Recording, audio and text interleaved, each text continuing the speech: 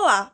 Neste vídeo vamos falar sobre o newsmaking, o conceito de gatekeeping e fazer um paralelo com a atualidade. Você sabe o que significa gatekeeping? De acordo com Shoemaker e Voss, teóricos da comunicação, gatekeeping é o processo de seleção e transformação de vários pequenos pedaços de informação na quantidade limitada de mensagens que chegam às pessoas diariamente. A teoria do gatekeeping investiga a informação escolhida e seu conteúdo e natureza, o que inclui as fontes usadas, angulação da matéria, hierarquização dos fatos, gênero e formato das mensagens. As pesquisas sobre a teoria do gatekeeping foram pioneiras no cenário de comunicação em massa. Essa teoria ofereceu aos primeiros pesquisadores um modelo para avaliar o processo de seleção das informações que são repassadas ao público, e também os motivos para a publicação ou rejeição de pautas.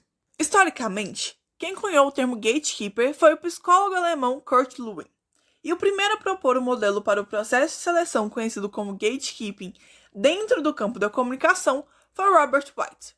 Em 1950, ele conduziu um estudo envolvendo o editor de uma cidade lá do interior dos Estados Unidos e desenhou então uma proposta de visualização. O estudioso considerou o gatekeeping um processo subjetivo e que variava significativamente de acordo com a experiência da pessoa gatekeeper. O modelo de White serviu de base para diversas pesquisas que se seguiram, sendo ampliado e também criticado. Um dos primeiros a apresentar resultados opostos ao seu foi Walter Gaber, em 1956. Para ele, os valores de notícias são elementares e estão estruturados de forma que o editor está preso em uma camisa de força de detalhes mecânicos. Em consonância, no ano seguinte, Wesley e McLean também concluíram que organização e rotina de produção são mais importantes do que o individualismo do selecionador, criando um modelo conhecido como ABCFX, que é mais bem elaborado e que passa a considerar a existência de várias emissoras de informações, as possíveis modificações que essas informações passam e também o retorno da audiência. Em 1959, McNally estudou o fluxo de notícias internacionais e publicou em sua pesquisa uma nova representação esquemática do gatekeeping, voltando à ideia de indivíduos como gatekeeper, mas dessa vez incluindo a participação de vários profissionais que, em diferentes níveis, participam da triagem de notícias e podem ir moldando a história até que ela chegue ao seu receptor final. Já Bess, uma década depois, considera que o coletor de notícias é quem toma as decisões importantes. Seu modelo apresenta um fluxo de notícias de dupla ação, tendo como interesse o indivíduo inserido no contexto de sua organização. Para ele, existem dois tipos de gatekeepers. Os primeiros são os redatores, repórteres e os chefes de redação.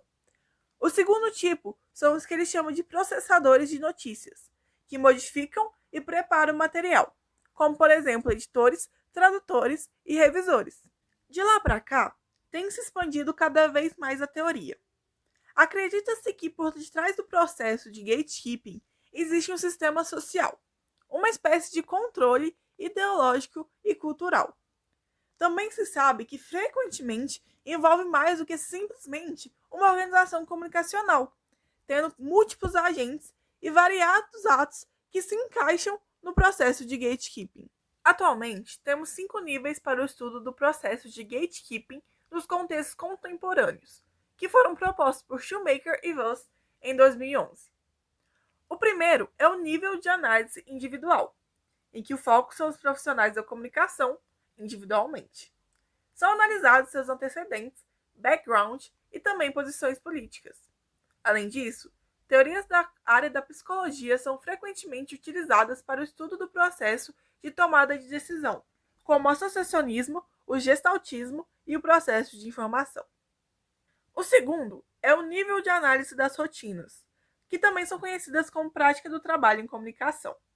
São analisados neste nível a habitualização das atividades realizadas, o consenso no processo de seleção, as fontes e a recepção do público. O terceiro nível é o de análise organizacional, abordando as variáveis existentes da indústria da informação. Nesse nível, são avaliados o sistema social delimitado dos locais que servem como objeto do presente, a orientação coletiva e também as características próprias. Além disso, também leva em consideração os objetivos do veículo, que diferem principalmente entre os que são públicos e os que são privados. O quarto nível é o de análise das instituições sociais, incluindo as influências do governo, do mercado e dos grupos de interesse. São analisados, por exemplo, a audiência, que em tempos de jornalismo digital influencia cada vez mais no processo de gatekeeping.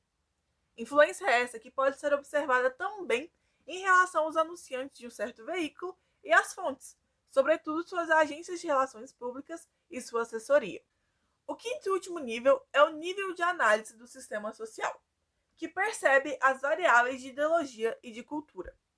São analisados os elementos de uma estrutura social, como o sistema político partidário, as características do Estado e também o jogo de relações entre sociedade civil e os interesses políticos e econômicos.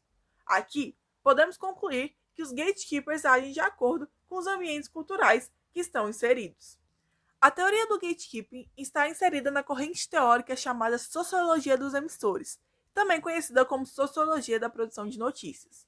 Seus estudos, segundo Alberto Marques, são precursores da consolidação de uma corrente mais ampla de pesquisa, conhecida como newsmaking.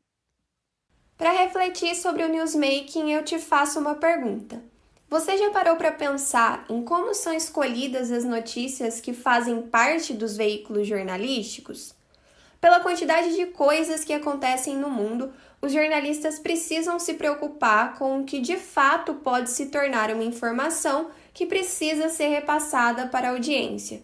Devido à complexidade desse tema, vários estudos são direcionados para essa descoberta. O principal deles é a abordagem do newsmaking, que entre os seus focos de estudo tem os critérios de noticiabilidade, ou seja, o que vai determinar se um evento tem potencial para virar notícia. Alguns dos fatores que são utilizados para essa classificação são os valores notícia, que mudam com o passar dos anos e que foram alvo de muitas tentativas de definição. Os pioneiros nesses estudos foram Galtung e Rouge, autores noruegueses que tentaram classificar a noticiabilidade de acordo com o evento, com o acontecimento em si.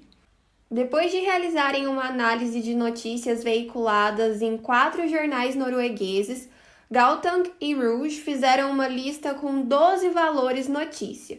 No início, essa descrição foi bem aceita e poucos acadêmicos tentaram fazer uma pesquisa parecida. Foi só em 2001 que Harkup e O'Neill tentaram comprovar os estudos que foram feitos anteriormente. Eles avaliaram quais critérios de fato estariam presentes nas notícias. Eles examinaram cerca de 1.276 notícias e elencaram quais valores se mostraram mais frequentes, sempre questionando se aquele critério era aplicado integralmente. Harkup e O'Neill concluíram que algumas notícias não tinham relação com algum evento específico, como Galtung e Rouge haviam previsto. Por isso era necessário revisar essa lista de valores. Os autores propuseram um novo conjunto de critérios que passou a ter 10 novos e adaptados valores notícia. Graças às mudanças sociais, históricas e tecnológicas que o mundo passa, em 2016, Harkup e O'Neill resolveram revisar a lista que haviam elaborado em 2001, agora considerando um novo fator: o papel das mídias sociais no processo de seleção das notícias. Eles fizeram o mesmo caminho do estudo anterior, analisaram as notícias de alguns jornais para ver se os critérios ainda se aplicavam. Harkup e O'Neill concluíram que alguns deles ficaram muito amplos e outros muito restritivos. Por isso, era necessário elaborar uma nova lista. O novo estudo passou a contar com 15 fatores de noticiabilidade, entre eles exclusividade, notícia ruim, conflito, surpresa, entretenimento, drama, suíte, elite, relevância, magnitude, celebridade, boa notícia e agenda do veículo noticioso. Os mais inovadores valores notícia dessa lista de 2016 foram audiovisual, que traz um destaque para fotografias, vídeos, áudios e infográficos, e o critério compartilhável, que analisa se um fato é suscetível de gerar compartilhamento e comentários nas mídias sociais. Com esse breve histórico dos estudos sobre valores notícia, a gente percebe que os critérios variam conforme a sociedade evolui. Essa evolução acontece nas mais diversas áreas: econômica, política, cultural e principalmente a tecnológica. Com um mundo conectado e ágil, a seleção dos acontecimentos não consegue permanecer estática e por isso varia e se adapta aos novos costumes do ser humano. Mas com todas essas mudanças, uma coisa é certa: as notícias devem atrair as pessoas. Sabemos que é bem mais fácil associar a teoria com conteúdo audiovisual, né? Por isso encontramos um filme perfeito que vai te mostrar na prática a teoria do newsmaking. Todos os Homens do Presidente conta a história do escândalo de Watergate, ocorrido em Washington em 1972. A obra é estrelada por Robert Redford, interpretando o jornalista Bob Woodward. O filme ganhou nada menos que 4 estatuetas de ouro e é considerada uma obra-prima do cinema internacional. O que era para ser uma notícia que ocuparia poucas páginas informando a invasão de 5 homens no edifício Watergate se tornou uma das histórias mais complexas dos Estados Unidos, envolvendo perseguição política e a saída do então presidente Richard Nixon. O enredo do filme se desenrola na sede do The Washington Post e mostra como a redação jornalística funcionava na década de 70, com horas no telefone tentando encontrar fontes, inúmeros blocos de anotações rabiscados e muito café.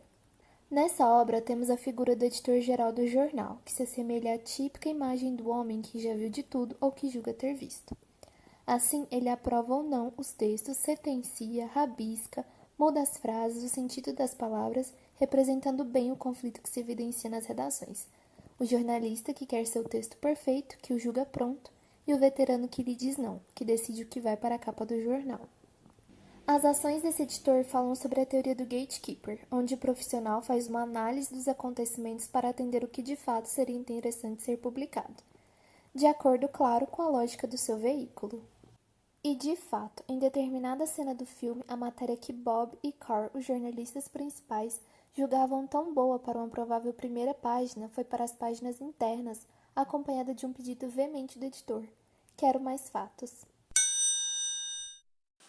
Com a transição para o digital, os critérios para definir o valor notícia dos acontecimentos se modificaram e a teoria de gatekeeping deu lugar à de gatewatching, em que o público define a relevância da notícia a partir do engajamento que dá a ela e compartilhamento em mídias sociais. A maior crítica em torno do contexto atual é a de que a velocidade da informação só está produzindo uma sociedade mais opaca, uma vez que o fluxo constante de dados não dá ao leitor tempo para absorver nenhum deles. Essa problemática é a maior preocupação nos atuais estudos de newsmaking, que tem como foco suas razões organizativas e estruturais. A organização do jornalismo digital se dá dessa forma, através da hipertextualidade ou informação em camadas, possibilitando ao leitor outros complementos e direcionamentos a partir da publicação original, interatividade ou engajamento, em que o leitor tem papel protagonista, não linearidade ou flexibilidade, em que não se faz necessário seguir uma padronização no formato, e multimídia, em que diversos formatos de mídia se misturam em uma mesma publicação. A estrutura diz respeito ao resgate do formato de pirâmide invertida, técnica que surgiu no século XIX. A pirâmide invertida traz os fatos em ordem decrescente, de modo que os mais importantes ocupem as primeiras linhas e os menos relevantes as últimas. O método é muito importante para manter a atenção do leitor, mas é criticado por ser limitador e fechado. E essa foi a teoria do newsmaking. Nosso muito obrigada e até mais!